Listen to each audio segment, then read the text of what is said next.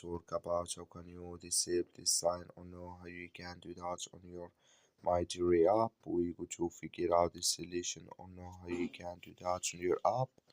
So you just follow this ways, then it's going to work with you. So all you have to do, so you just go here above this sign, click on it, then it's going to show for you a list like this here. Then all you have to do now, just click on settings. So then it's going to take you to next step here. It's going to show for you like this. Then you click here on notifications, come to next step here, come here to pin reminder to notification bar. Just click in this sign or this color. Like you see color, it's gone. That's mean here pin reminder to notification bar disable with us now.